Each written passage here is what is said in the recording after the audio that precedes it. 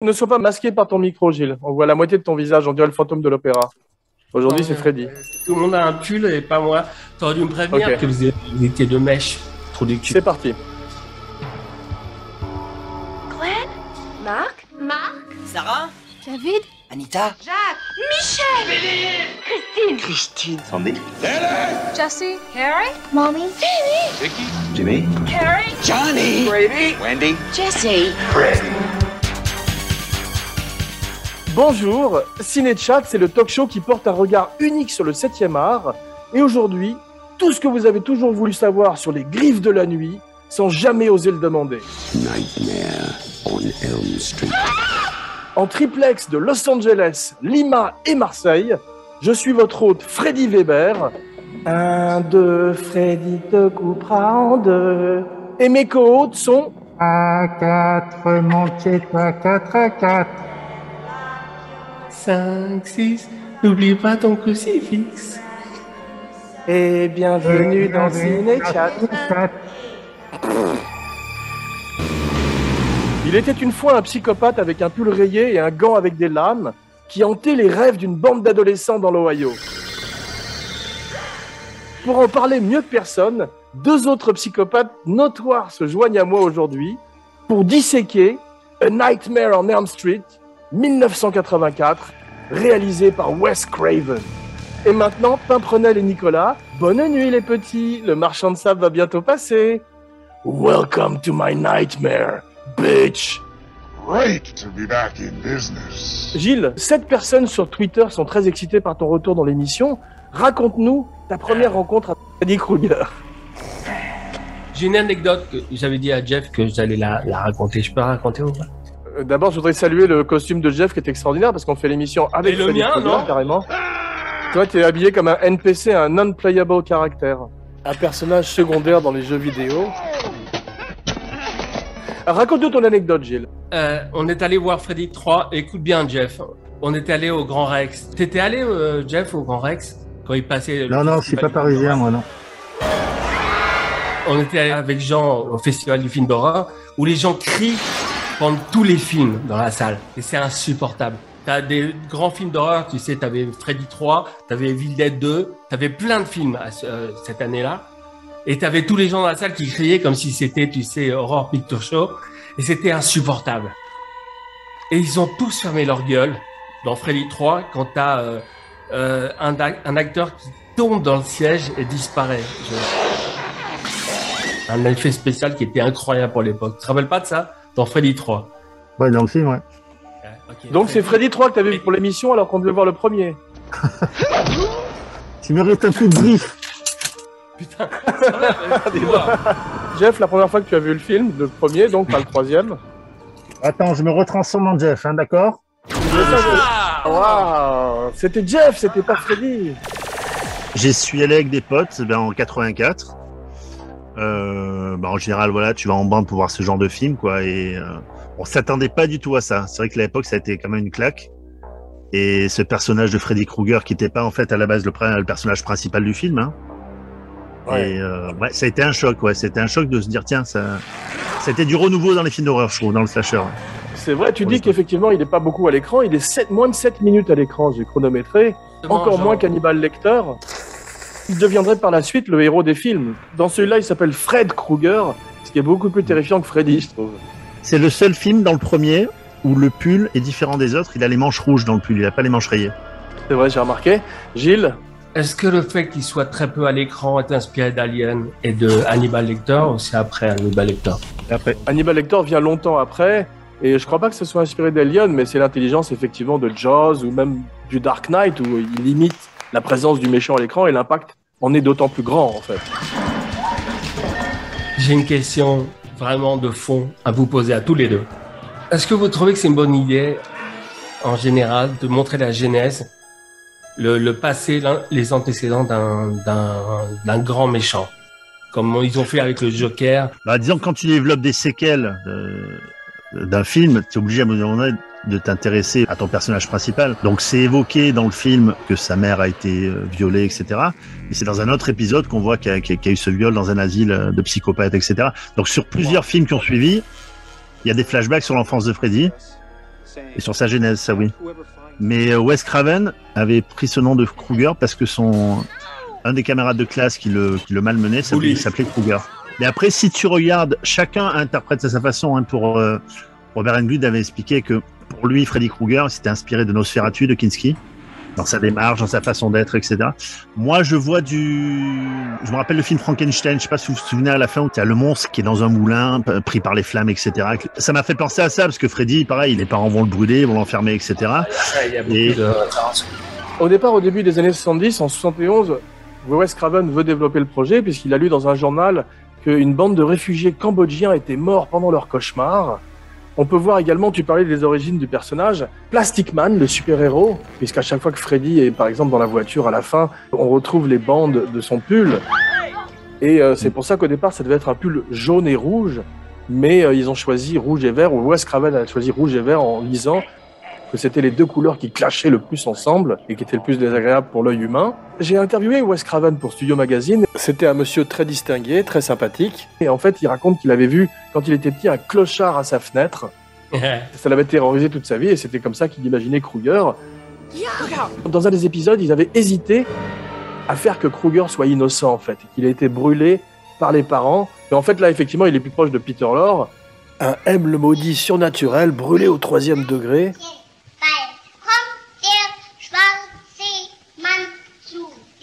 Pour finir avec Nosferatu, Wes Craven, dans le dernier qu'il a réalisé, le numéro 7, Freddy sort de la nuit, vers la fin du film, il y a l'ombre de Freddy Krueger avec ses lames, là, qui fait penser au premier Nosferatu de Murnau. C'est vrai, donc 6 suites, elles sont, la 3e est formidable, comme on disait, Gilles, on l'avait vu ensemble en salle, c'était plein d'effets spéciaux fantastiques, et Gilles nous racontait une très bonne anecdote à ce sujet en début d'émission, et par la suite, ça deviendra un peu moins bien, parce qu'effectivement, ça devient juste un comique stand-up qui fait des vannes avant de tuer les gens.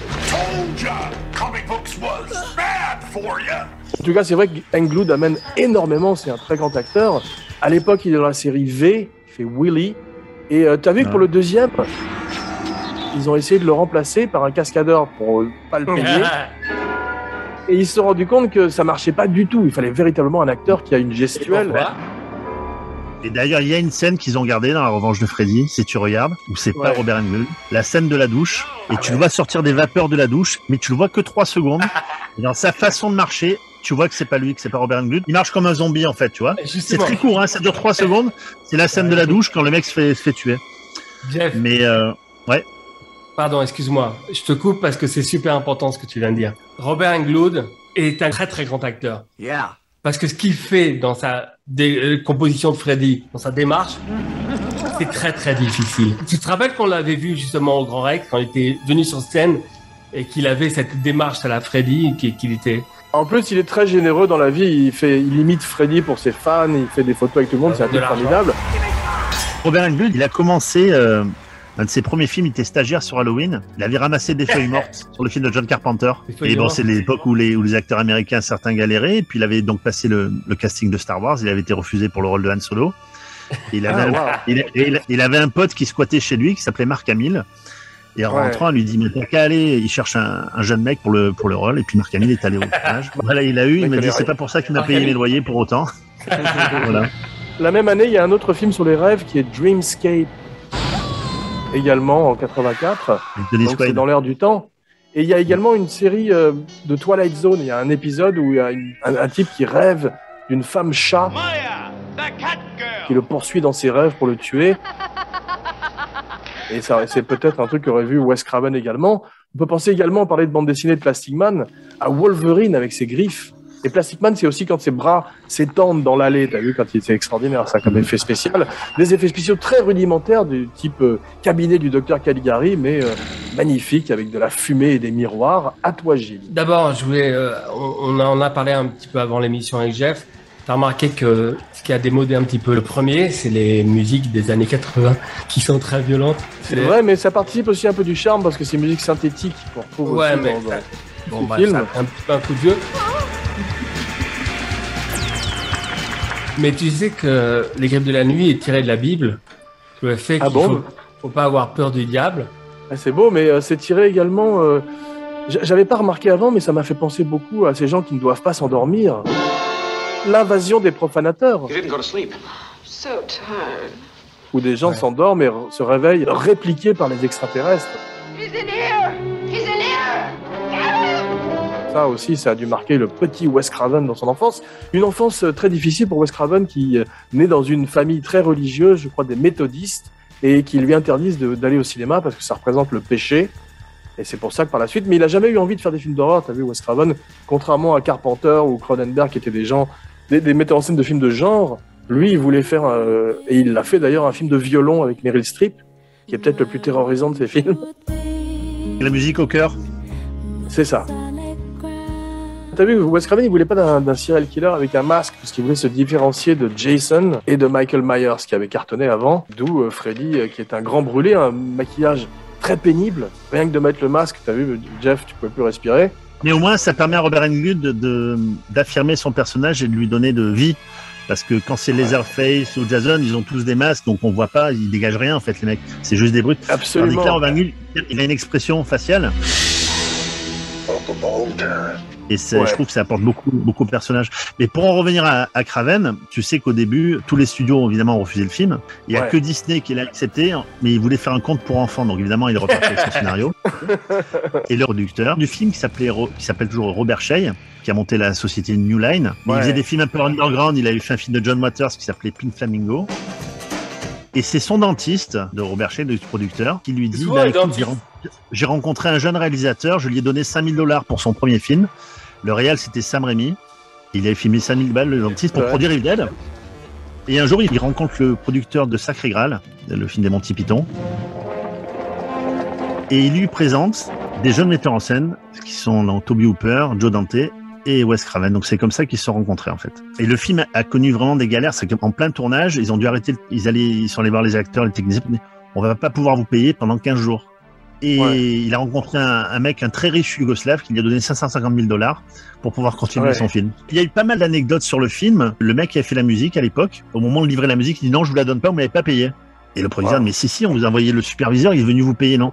Et en fait, le superviseur qui avait l'argent pour payer le musicien, le compositeur, et ben en fait, il est pas allé. Il a disparu. Et ils ont su pourquoi plus tard. C'est que le mec, en y allant, il a renversé un piéton. Il a tué le piéton. Il était recherché par la police et il s'est planqué. Voilà pourquoi le musicien n'a jamais été payé. C'est un truc de fou, hein. Mais il leur a fait quand même confiance et plus tard, évidemment, ils ont réglé ce qu'il leur devait. Voilà, donc le musicien, c'était Charles Bernstein. Le film, effectivement, a un petit budget. Il est à moins de $2 millions et il remporterait $58 millions à l'époque. New Line, on dit que c'est The House That Freddy Built. La maison qu'a bâti Freddy, puisque comme le disait Jeff, New Line a commencé avec Freddy, a commencé à marcher avant de faire les Seigneurs des Anneaux et plein de très gros films. Et finalement de rejoindre, je crois, Warner par la suite. Mais on peut parler un petit peu de casting, si vous voulez. J'ai entendu dire qu'au départ, Wes Craven voulait David Warner. C'est ça, ouais. Mais je crois que après ils ont dit que c'était une rumeur. Dans son livre de mémoire, David Warner dit qu'il ne lui a jamais proposé, en fait. Ah, je pense qu'effectivement, le maquillage étant tellement difficile, il fallait un acteur qui soit pas connu et qui accepte de passer 3-4 heures dans le chaise de maquillage, tu vois. T'as vu, Englund, il est allé à l'audition, il s'est mis les cheveux en arrière, il a pris des cendres de cigarette et se les mis sous les yeux. Et il a décidé de jouer le rôle beaucoup plus creepy, beaucoup plus inquiétant et beaucoup moins imposant physiquement. Et c'est ça qui lui a valu de gagner le rôle. Sa démarche complètement tordue, presque de bossu, il dit que c'était à cause du gant qui pesait très lourd et il s'en est servi pour avoir tout d'un coup, comme un cow-boy, comme si c'était tout d'un coup un flingue à sa ceinture. À propos du gant, il y a une petite, dans le premier, il y a un petit, pas un faux raccord, mais bon, le premier meurtre, il y a Freddy qui sort derrière un arbre et il a le gant à la main gauche. Ah bon? Ouais. Et tu parlais de Peter Jackson tout à l'heure. Tu sais qu'il a été sollicité pour le scénario de Freddy 6. Peter Jackson, il avait écrit un scénario parce que bon, le personnage avec le 5 qui avait pas trop marché. Et il en avait fait un personnage crépusculaire en fait qui était totalement névrosé, Freddy Krueger. Et les gamins se foutaient de sa gueule. C'est-à-dire que les gamins prenaient des somnifères volontairement pour tabasser Freddy Krueger parce qu'il faisait plus peur à personne. Et un jour, il reprend un peu du poil de la bête et il va tuer un gamin et ça va lui redonner de la force. Et c'était le script de départ de Peter Jackson qui a été refusé. C'est super. Et ils ont envoyé une fille réaliser le site, je crois. Vous vous rappelez quand ils ont fait une espèce comme grosse fatigue? Oui, ça s'appelle New Nightmare, le nouveau cauchemar, et c'est avec Freddy Meta. Est-ce que c'est le pire ou c'est Freddy 2 le pire?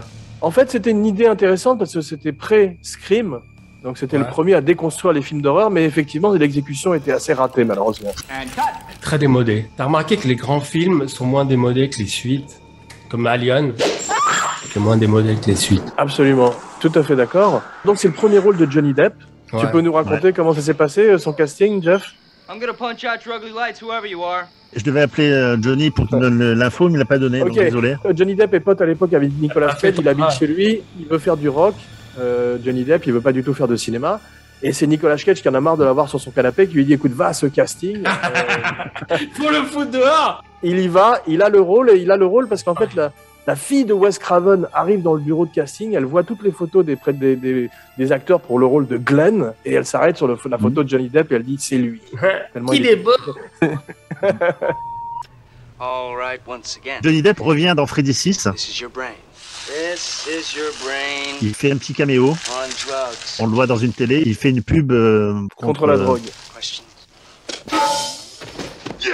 Dans le set, il y a une scène d'enterrement où il y a tous les personnages de des Griffes de la Nuit qui reviennent et qui jouent leur propre rôle. Et Wes Craven a pas osé appeler Johnny Depp. Et quand ils sont revus, Johnny Depp dit mais je serais venu et je l'aurais fait gratuitement la scène. Donc, voilà, drôle. c'est, Mais il y a également Et Brad son Pitt, premier- John Cusack, Kiefer Sutherland qui sont pressentis pour le rôle. Il paraît que Charlie Sheen demandait trop d'argent. This is the president. Pour la drogue. Pour les femmes. drogue. Pour les putes.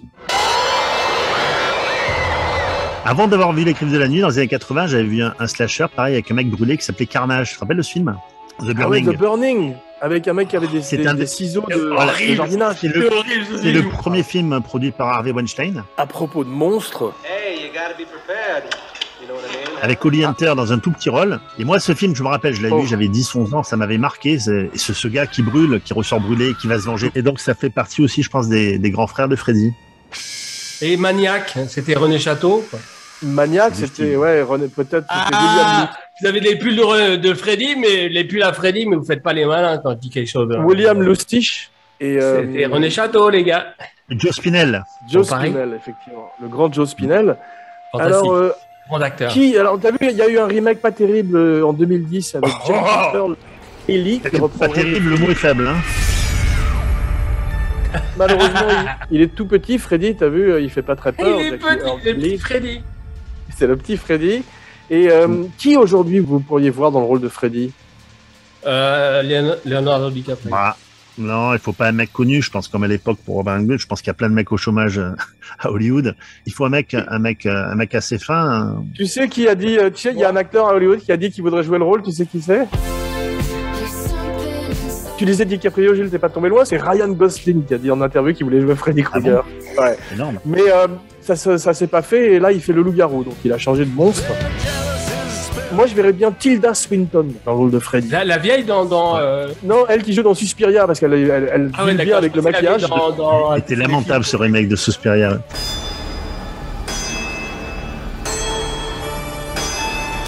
Vous saviez que les griffes avaient été volées pendant le tournage?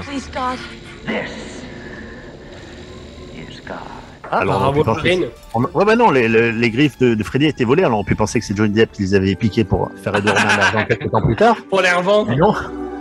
Et bien des années plus tard, c'est Robert Trop Englund qui a avoué avoir piqué les griffes. C'est vrai?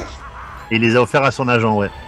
Vous avez vu que Jesus Garcia, le mec qui joue le petit ami de Tina, était sous héroïne pendant quasiment tout le film, en particulier dans la scène de la prison.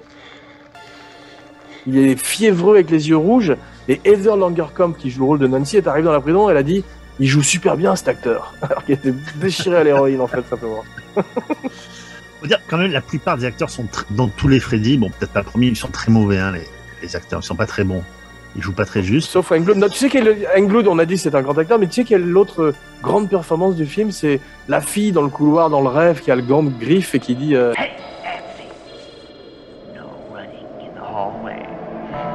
Dans le premier film, je me rappelle, alors c'est peut-être parce que ça manquait de moyens, ils ont pas trop fait attention aux erreurs, mais vous vous rappelez, il y a une scène où elle est à la clinique, Nancy, le personnage de Nancy, et elle cherche à ramener Freddy.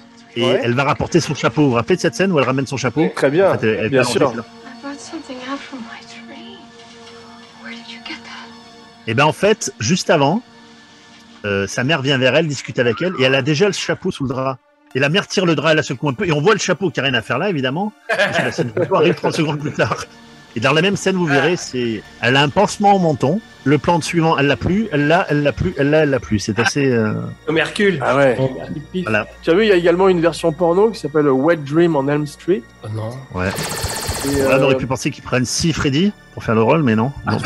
Oui, on a envie de voir, c'est sûr. Mais bon, en dehors du film porno, il y a eu beaucoup de produits dérivés sur Freddy. Il y a eu des jeux vidéo, album de rap, des céréales. Ouais, ils ont fait beaucoup de trucs. Hein. Est-ce que je peux parler du jeu vidéo parce que c'est ma rubrique. Gilles, d'ailleurs, tu auras chaque semaine désormais une rubrique gadget. Vas-y, c'est la rubrique où les gens vont décrocher. Et vous verrez ce soir à la télé, tranquillement, chez vous, vous verrez, ça marche. Jérôme Bonaldi. Comme Bonaldi quand il présentait ses gadgets. Ça vous fait rire. Bonjour. Alors, Freddy, il a eu un jeu, il a fait un beat'em up de merde sur Nintendo. Et c'était l'époque où il prenait tous les films, genre Jason, tous les films. Et il faisait des trucs genre très basiques, genre justement des shoot 'em up ou des beat 'em up avec des licences de films. C'était pas le moment où les films étaient représentés avec des vraies cinématiques et qui ressemblaient aux films, mais simplement qui se servaient de la licence pour faire des jeux très basiques. Voilà. Fin de ma rubrique. Ah bah dis donc, c'était vachement bien. Donc rendez-vous la semaine prochaine avec Gilles Weber pour la spéciale gadget. Tu as des gadgets, non, que toi qui... Ouais, alors je vais vous présenter. Ah, tu sais, un Freddy qui... Et Jeff, t'endors pas ou Freddy va venir?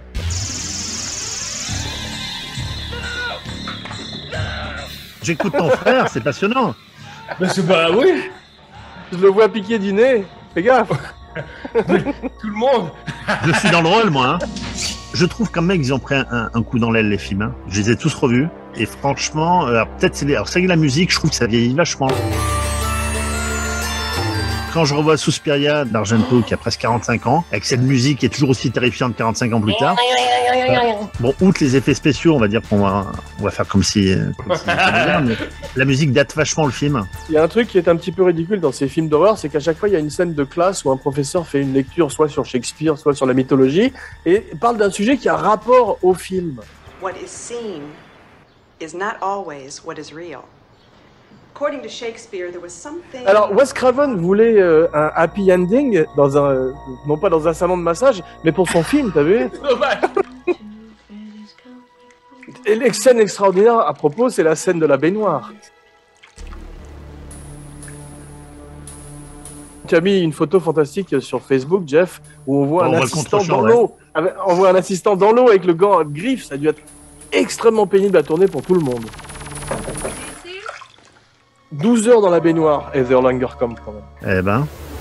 Et c'est vraiment un film, t'as vu, fait avec des bouts de ficelle, mais là ils ont construit une baignoire au-dessus d'une piscine. J'aime bien aussi la scène du début de générique quand il crée le gant, ça donne une dimension mythique au gant, t'as vu, quand on voit dans la fonderie. Ah ouais. C'est pas Englund d'ailleurs, c'était un accessoiriste ou le mec des effets spéciaux, voilà. Jeff nous montre le gant. Jeff, c'est des vraies lames sur ton gant? Elles sont pas tranchantes, mais elles sont très... Et je vais les affûter parce que... Ouais, ton frère commence à trop la ramener, je vais les affûter. Pourquoi il y a du sang sur les griffes? Tous les adultes sont horribles dans le film, t'as vu, c'est vraiment les péchés des parents qui font qu'on se retourne contre leurs enfants. C'est un petit peu, effectivement, comme tu disais dans Frankenstein. Le moment où Freddy traverse les barreaux, ça m'a fait penser au T-1000 dans le Terminator 2. Attendez. Quand il va tuer Rod en prison.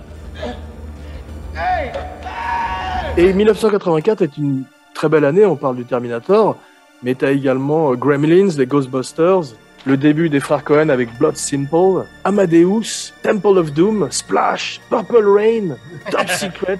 C'était pas le moment pour faire un film, en tout cas. Beverly Hills Cops, non, c'est vraiment une très très grosse année de cinéma. Et il y a un truc que j'aime beaucoup dans le film, c'est que Freddy brise souvent le 4e mur et regarde dans la caméra. Ouais, il a piqué ça à Belmondo dans un bout de souffle. Allez vous faire foutre. Bravo. C'est bien, t'as réussi à parler de gens, parle quand même. Bravo. Toujours. Toujours. Très grande scène, la scène du téléphone où la langue de Freddy sort de l'écouteur, t'as vu? Un truc qui est récurrent dans tous les films, c'est la petite chanson là qu'on a faite au début avec les gamines avec la corde à sauter.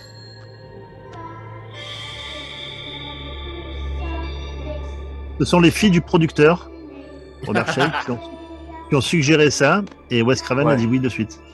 Elles sont C'est super bizarres, les filles du producteur. L'idée géniale dont tu parlais, Gilles, du fait que c'est les peurs des gens qui nourrissent Freddy. Dès l'instant où elle tourne le dos à Freddy, Dans la il n'a Bible, plus de pouvoir, il disparaît. C'est exactement la même chose que Pennywise.